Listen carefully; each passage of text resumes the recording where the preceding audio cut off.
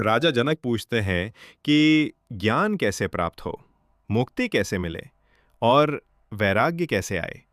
प्रभु, कृपया बताइए। अष्टावक्र कहते हैं कि यदि मुक्ति चाहते हो तो विषय भोगों को विष मानकर छोड़ दो और क्षमा, सरलता, दया, संतोष और सत्य को अमृत की तरह अपनाओ। तुम न पृथ्वी हो, न जल, न अग्नि, न वायु, न आकाश।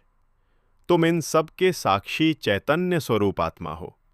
इसे जानो और मुक्त हो जाओ।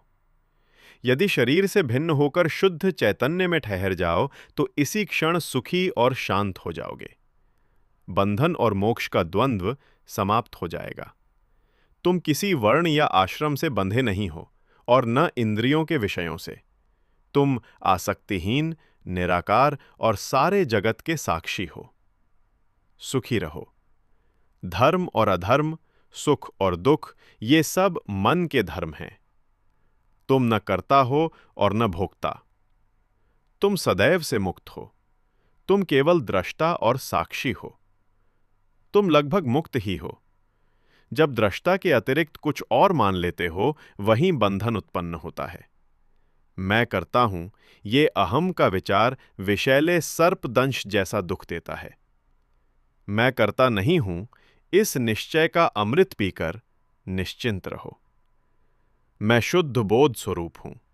इस दृढ़ ज्ञान की अग्नि से अज्ञान का अंधकार जला दो और शोक से मुक्त होकर सुखी बनो। जिस चैतन्य में ये जगत रज्जु पर सर्प की तरह कल्पित दिखाई देता है, वही परमानंद स्वरूप ज्ञान है। उसी में स्थित होकर सुखपूर्वक जियो। जो अपने को मुक्त मानता है वही मुक्त होता है। जो अपने को बंधा मानता है वही बंधा रहता है। जैसा निश्चय होता है वैसी ही गति होती है। आत्मा साक्षी है, सर्वव्यापक है, पूर्ण है, एक है, मुक्त है और चित्त स्वरूप है। वो अकर्ता और निरस्पृह है। संसार बंधन केवल भ्रम से प्रतीत होता है। आत्मा को अचल, अद्वैत बोध रूप जानो। मैं बोध हूं। इस ज्ञान रूप खड़ग से इसे काटो और सुखी बनो। तुम निस्संग हो, निष्क्रिय हो, स्वयं प्रकाश हो और निर्मल हो। यही जानकर साधना के आग्रह में भी मत फंसो। सहज स्थित रहो। ये विश्व तुमसे व्याप्त है और वास्तव में तुम में ही गुंथा हुआ है। तुम शुद्ध बुद्ध स्वरूप हो। चित्त को क्षुद्रता में मत गिरने दो। निर्लेप रहो, निर्विकार रहो, निरपेक्ष रहो, निश्चिंत और स्थिर रहो।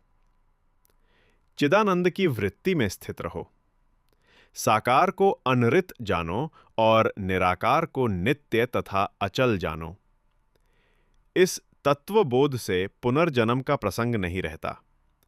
जैसे दर्पण में स्थित आकृति भीतर और बाहर सर्वत्र दिखाई देती है, वैसे ही इस देह के भीतर और बाहर परमेश्वर सर्वत्र व्याप्त है। जैसे घट के भीतर और बाहर एक ही आकाश है, वैसे ही ब्रह्म सभी प्राणियों में भीतर और बाहर सदा अविच्छिन्न रूप से स्थित है।